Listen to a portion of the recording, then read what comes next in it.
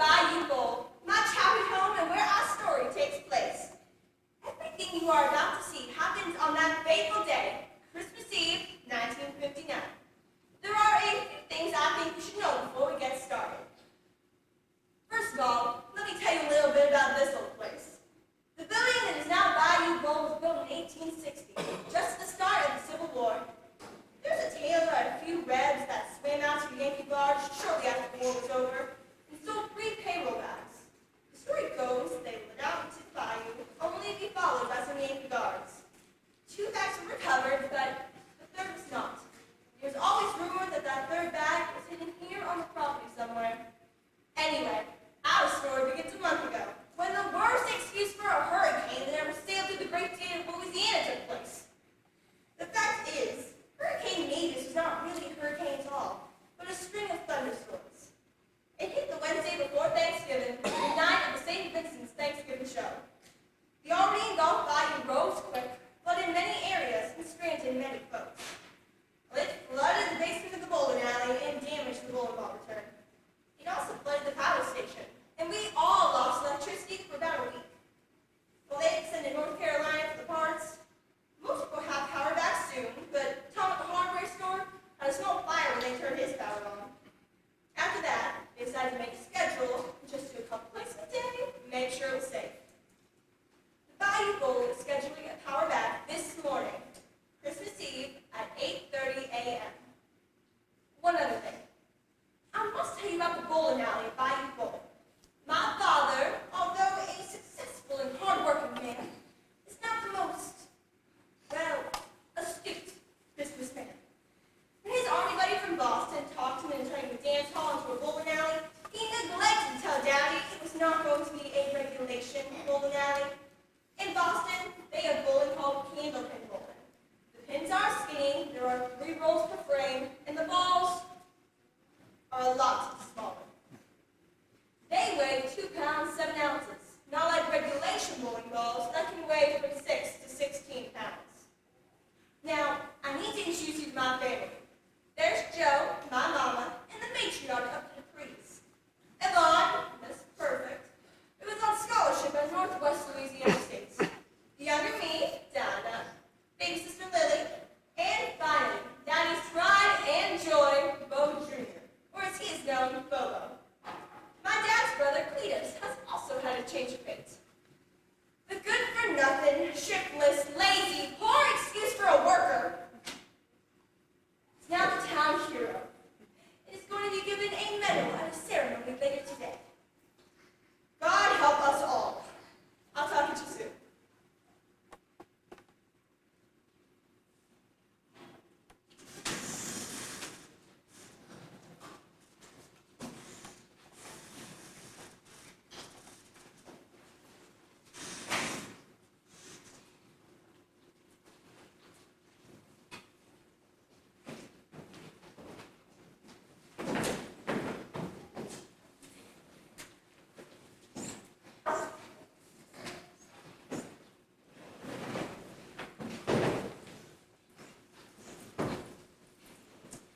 All right, a quick family meeting.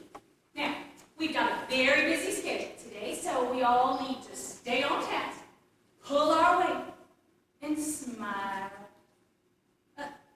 Dana, where are all the lanterns? I can hardly see. Mama, put them out in the storage shed like you told me to do. Well, I wanted you to do that after the lights were turned back on. Should I go get them? No, that's fine. Just be careful walking around in the dark. Did you move the tables out too? Yeah, I put them in the shed as well. Uncle Cletus helped. Well, good job. But you could have waited until after breakfast. Mama, can I have another cookie? There isn't any. There's another batch in the oven, but Uncle Cletus got the last 4.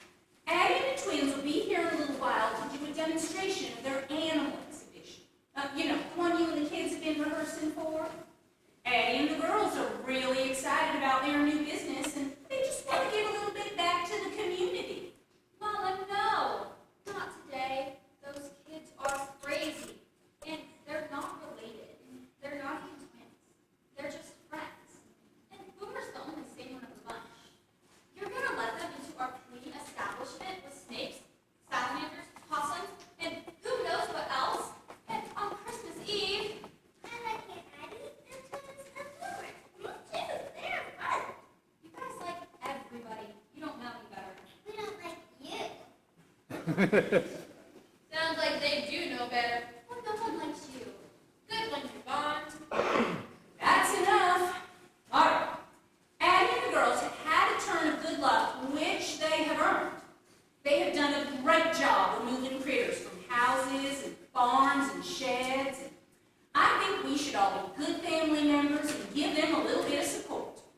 You know there's nothing your Aunt Addie wouldn't do for you. It's going to be fine. It's just a cute little show for kids. Okay, but I warned you. It's gonna be a mess. I just know it. All right, well, that show takes place at 10, and then the medal ceremony for Cletus will be at 3. Dad, have you and Cletus worked out your reenactment? Yes, Mama, I think so, but Mama, get your tongue on this into not bringing his word of God with him. Keep hitting me with it. I got bruises all over. Well, I'll talk to him, but you know I can't understand a word he says. You're the one that can understand him, Dad. I'll talk to him, but you might just have to learn to be light on your feet. Next on the agenda, a repair lady, a Dodie Dendriflux, will be here to replace the motor on the ball return. Now, Dinah, when she gets here, could you make sure that she has everything that she needs? And after she's done replacing the motor, please make sure that it works, because it took her 3 weeks to get here. All right. Yvonne, how are plans coming for the children's Christmas show? Are the kids ready? I know we're going to have a packed house here tonight because the church is still drying out. Mama, the show will be fine. We're just singing a couple Christmas carols and doing a skit or two. All right, and what are you singing? Nothing. Dinah's gonna sing a song or two. Well, honey, I know it's your show to direct, but you have to sing something. Everyone will want to hear you. And I'm really glad you're singing too. All right, I think that's it. Let's get to it. Well, finally, now we're off to a good start. Does anyone have any questions?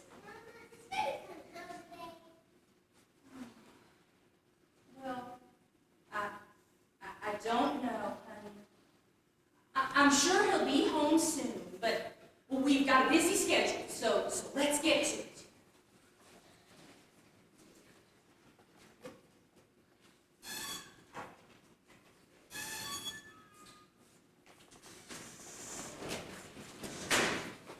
Maggie, hi. I'll be right with you.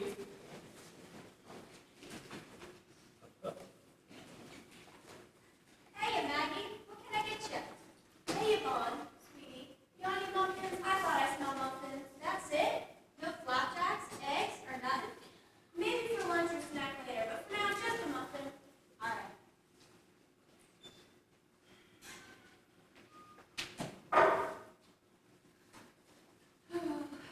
Going up there, Joe?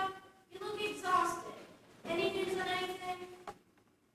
Not much, Maggie. No word on Bo. He was supposed to be home a week ago, but I'm going to send Dinah down to the station to pick up some Coast Guard logs and see if there might be a distress signal that could have been him. I haven't heard anything about Von's scholarship either. They said someone would contact us about having her make up her classes and finish out the term, but nothing yet. Sorry to hear that. So what's the big to-do today? Are they actually giving Cletus a medal for bravery? But he's afraid of everything. Water, snakes, boats, shrimp, crawfish. He's a crawfish and shrimp fisherman. You can't understand a word he says. He's the latest man I've ever met. I know it must be hard living in the shadow of the degree, but I just never thought I'd see the day he amounts to anything. Well, I know what you mean, but if I hadn't been there myself, I would not have believed it. That is a changed man.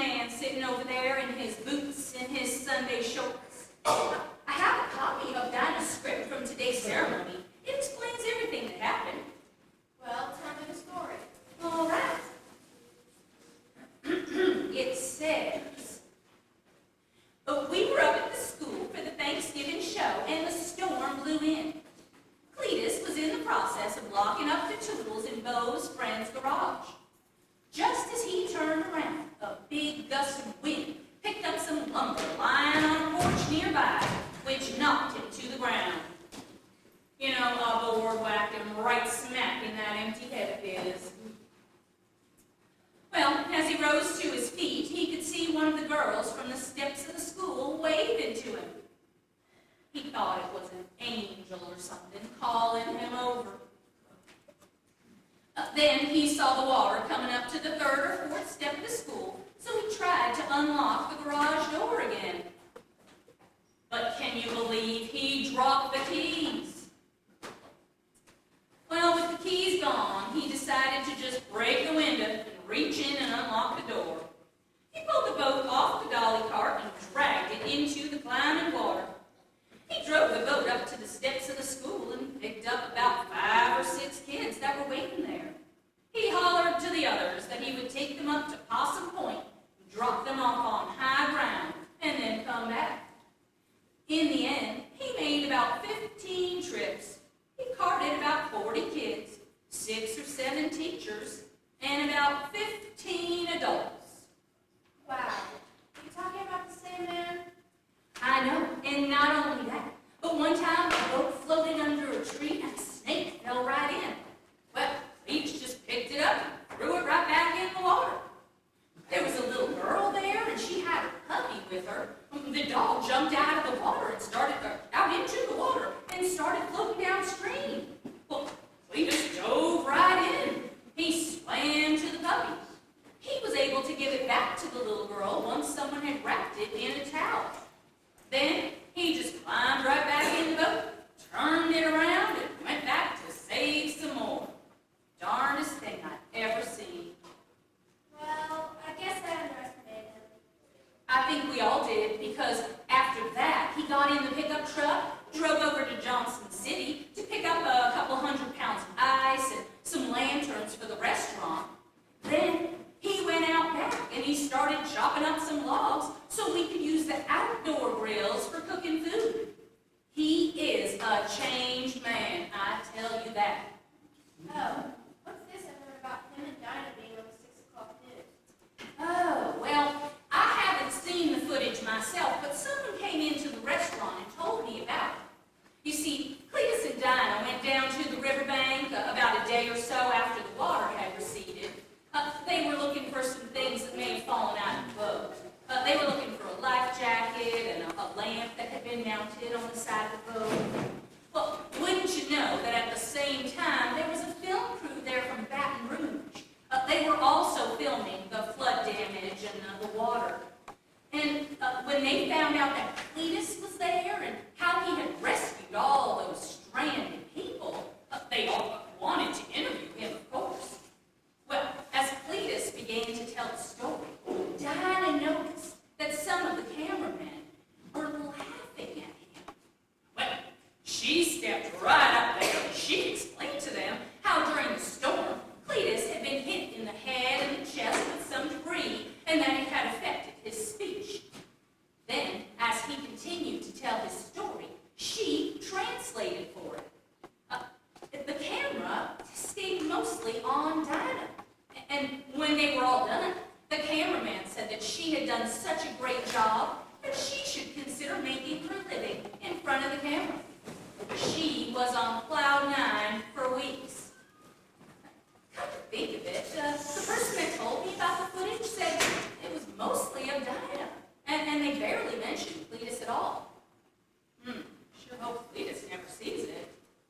Anyway, Cletus has agreed to let Dinah tell the story today while he acts it out, after he receives his medal at the ceremony. Well, that's awful nice of Cletus to shed a spotlight.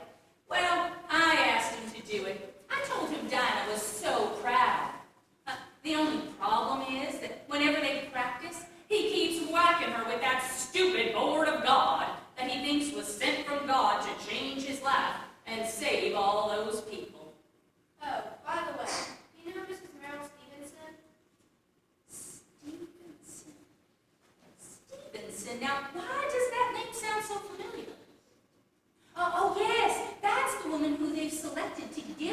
medal to Cletus at the ceremony. Why? Because I got a call from her yesterday. She was in town for something. And she said when she went to the garage that her husband rents out for his hunting and fishing supplies and for his boat, she said that she noticed the glass in the door is broken. She said she was going to come in today to file a report for the insurance company. And she said she might file criminal charges. That is strange. I'm sure it can all be worked out. Cletus said he left a very detailed note. Well, she gave the note to us as evidence. She thought the cook was just mocking her. You want me to read it to you? Yeah, I'd like to hear it. Sorry about your boat. I will fix it. He spelled 3 of the first 4 words wrong and used 4 E's. Now the words are going to have E's in them. Well, it is Cletus. Can't fix everything about him with a board to the head. I guess not. Look, I have to run. I'll leave the Coast Guard love on the sergeant's desk. And hang in there, sweetie. Thanks. I'll send Dinah down to the station in about an hour to pick up those logs, but right now, I have got to get things organized for the show. Aunt Addie's coming in to do with her twins. I guess I'll see you later.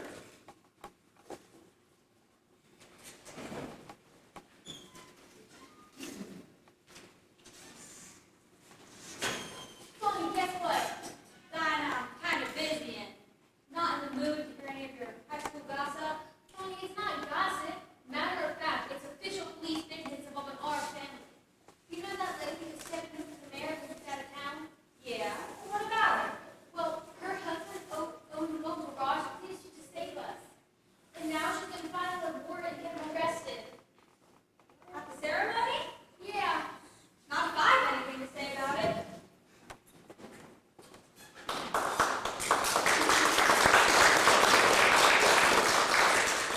If Barney's a very sweet person, but is very defensive about her family. And that was always good at getting her fired up. Well, now, it's just about time for the nature show. I guess that's as good as presenting for this mess. But first, I'll tell you a little bit about my niece, Addie and Maddie. They are identical twins who are as opposite as night and day. Addie had always been a go-getter. She joined the wax during the war and so talks, acts, and dresses like a drill sergeant. Girl Scouts quarters out their pants in the morning. Maddie was a little different. She'd always been a little, well, off. When she turned 30, her daddy said he did not want an old maid living in his house, so he told her to leave. She did. She bought a trailer and parked it right outside the Bayou building. Well, during Natus, she was parked a little too close to the water, and the trailer picked up and floated away with her in it. Cletus actually picked her up out the balcony window. That sort of pushed her over the edge. I think she thought her family didn't do enough to save the trailer, or even that they pushed it in themselves. So she hightailed it into the darkest part of the swamp to join her friend Delphina, and declared herself to be a sorcier, Cajun for which. She vowed we would all pay. I guess we'll see. Now, back to Addie. After the flood, she immediately was asked to go in a couple houses and remove some snakes that ended up in people's basements. They even paid her. After making a couple $100, good money in 1959, she paid off her bills, put a down payment on her truck, put it out in the paper, and her career as a critter catcher was started. She recruited her daughters, Boomer and Bernice, and Santi, the son of Daddy's shipboat captain, Juan Morales. She built this boat, which would reluctantly climb in, and hand out different animals people blindly put their hands in. Most of the time, it was nothing too dangerous, but Addie did put on a good performance. And the twins, as Bernice and Santi called themselves, were crazy. Enjoy the show.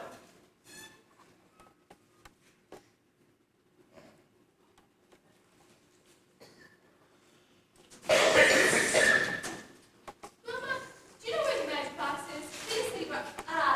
Here it is. Look. Mother, why don't you let one of the twins go in the box? They want to do it.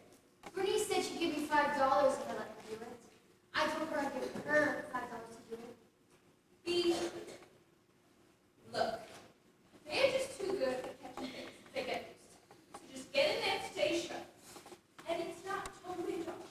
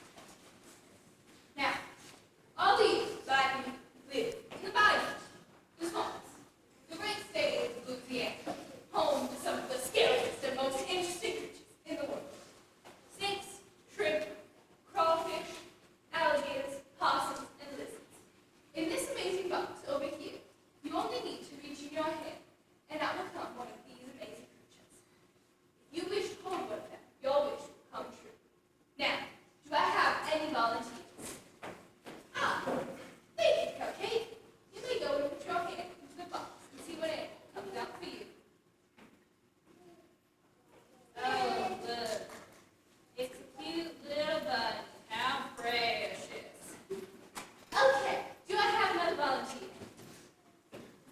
Thank you, Kit Kat. You may head right over to the box, put your hand in, see what animal comes to you. Oh, okay, excuse me. You got it like crazy.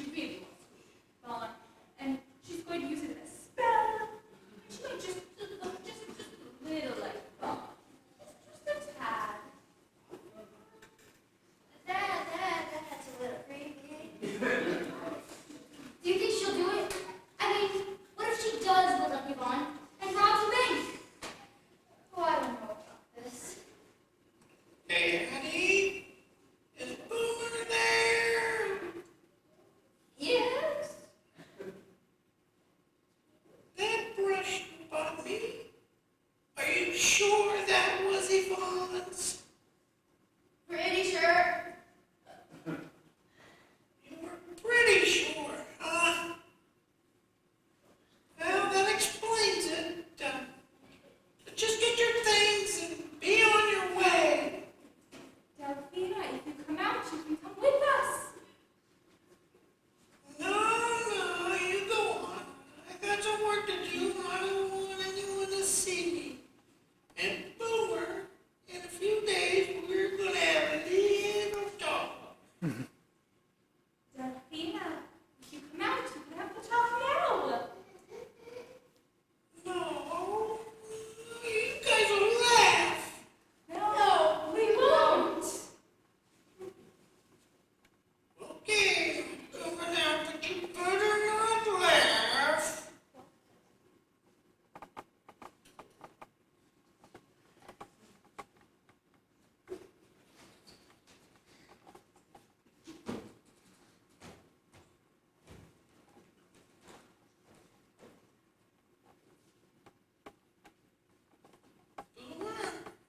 On that brush, pretty sure it is gonna take me 3 or 4 days to reverse this spell. Maybe a week with these tiny little hands and these tiny little legs. Oh, can you bring me a ladder? I'm not gonna be able to reach anything. And if you tell a soul, I will turn you both into wombats or lizards or hamsters. Boomer, I would forget about getting that brush back.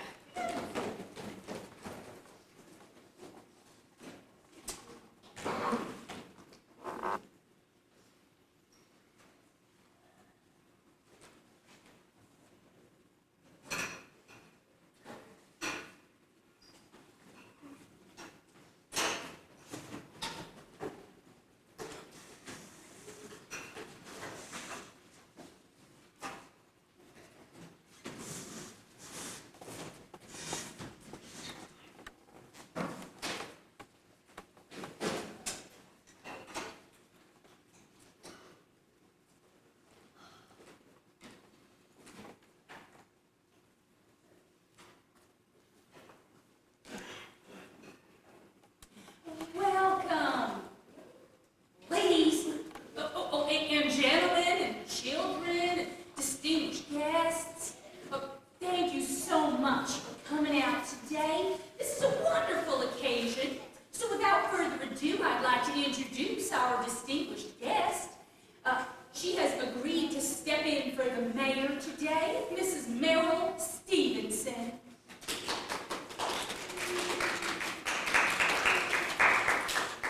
Thank you kindly, Mrs. Supreme. And thank you, citizens of St. Vincent. It is my privilege. How dare you come here?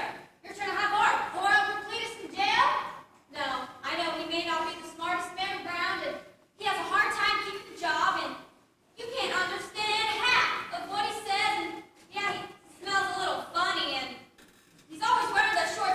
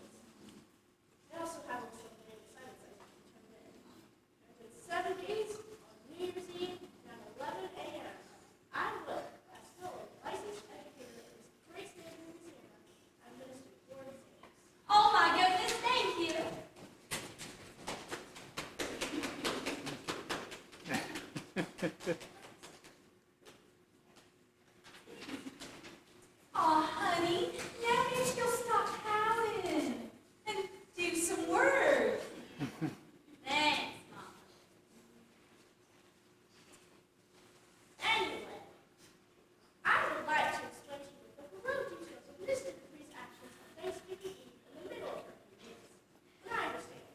He was a dark eye when I was there. Diamond cleaner.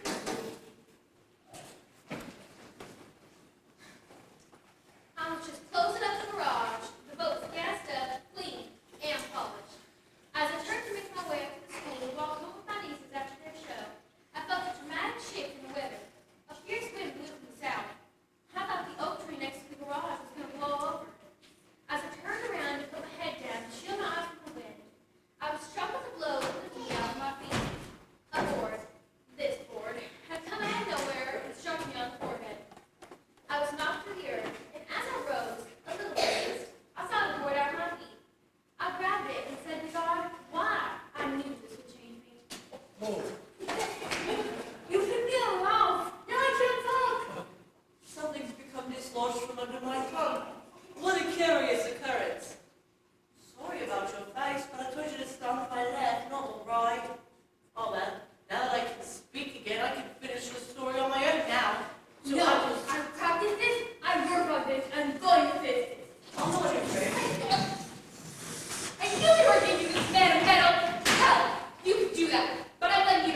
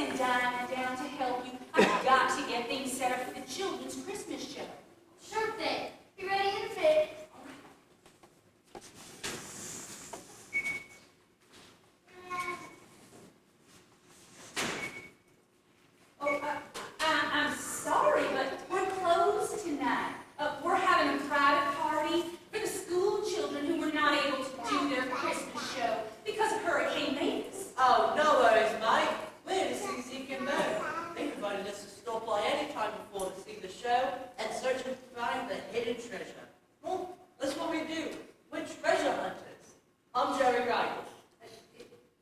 Jerry, is it? That's right. And this is me assistant, Jackie. We've been invited to stop by many times before. Ain't that right, Jackie? That's right. We met him on one of our fishing treasure hunt trips. They were fishing on the Isle of Man. They were fishing for yellow tuna. Zeke told us of the treasure from the legend. He thinks it may be here. Well, again, I'm sorry to say this, but Zeke passed away last March. And then Bo got caught out in Hurricane Mavis, which he survived that, of course, but then he traveled south for a few days to ride out the storm, and he got word to me about a week ago and said he'd be home yesterday, but we haven't heard from him since. Now, being as your friends of Zeke and Bo, you are welcome to stay for the Christmas party, and if you're hungry, I'm sure that we can find you something to eat. But I think maybe you should wait until Bo comes back before you do any of that treasure hunting. So thing, mate. I've got me a feeling about this place. Can I just guarantee that once I put you mind to finding this treasure, it won't take long before we're all drowning in Newton. All right, thank you. By the way, what do you do with that? That's his metal detector. Hugo, he finds the treasure with it. I picked it up. It's magic, really. Oh, well, we'll have to be very careful with that thing. Well, Joe, Yes. we're all done. We just need to send a test ball down the lane to make sure it can make it all the way up the return. Sure.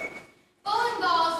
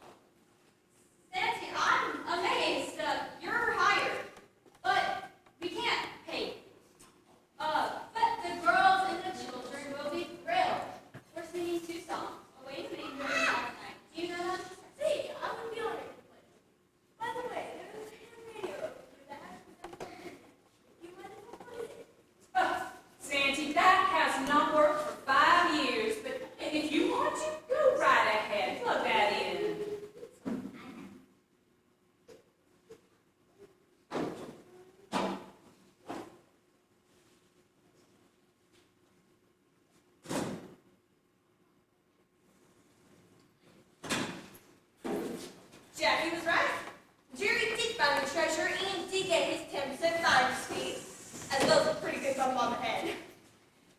So, Great Grandpa was planning it all along. Oddly enough, he did get to keep most of the money. Evidently, stayed in Louisiana and never reported it as missing. I'm not sure how much was there, but the money did come in handy. We built Maddie a new college out back and made 8 of the 16 lanes regulations. It also helped pay for all of us to go to college. And who knew about Santi and his musical talents? Now, on to the Christmas show. Thank you for the applause. And now let's hear for our actors. As Mary, the Blessed Virgin, Lily Dupree. As Joseph, Cadence Flipper Flopperman. As the beautiful angel, Bailey Smelly Bottom. And as the lone cowboy watching over the sheep, Bobo Dupree. And now, let us hear from the Dupree girls.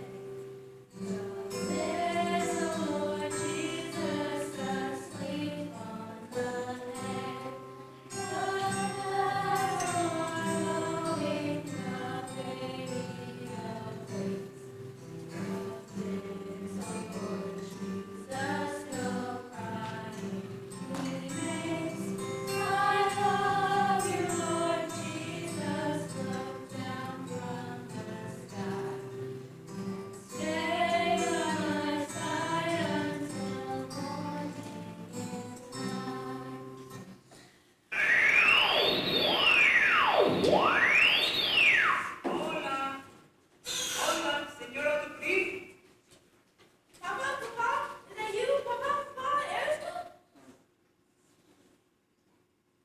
Santi, Santiago David Alberto Arevalo Cantor, mi hijo, mi sendero luminoso, la razón de mi existencia.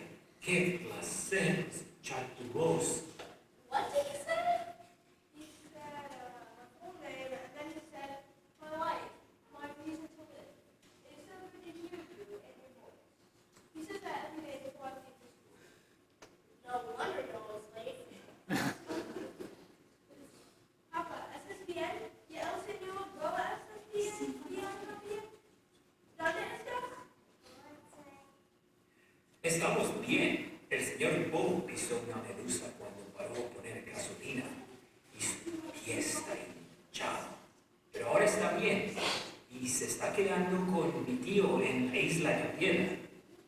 Ya vamos a la casa pronto. Papa said there's too much stuff on what? What's the English word for La Medusa? Should be a jellyfish. Cletus is now a genius. That I am.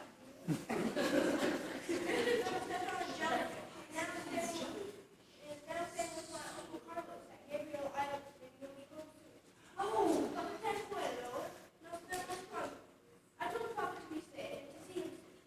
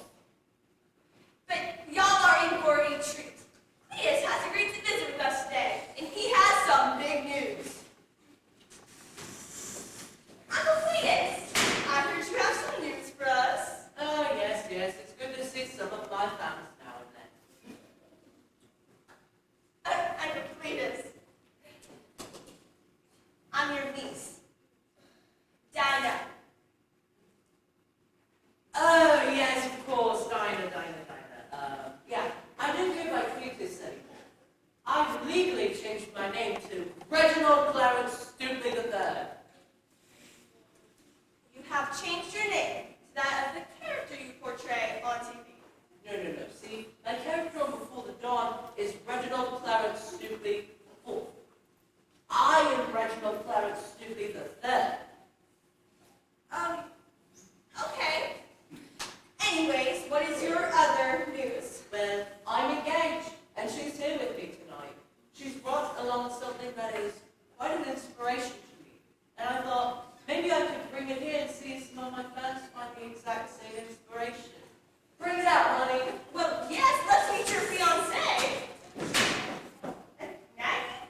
Is that you? Well, yes, Captain Margaret Deluise. But I've heard you say that he was never mind. Well, this certainly is a surprise. You're telling me. But he's so rich. Here's your stupid bag. You mean Reginald. I'm not calling you that. Just show him what's in the bag and let's go eat. I'm starving. I'll have you know it's my good luck charm. I bring it everywhere. If only it would get out of its bloody... Well, Reginald, I'm sure we'd love to see it.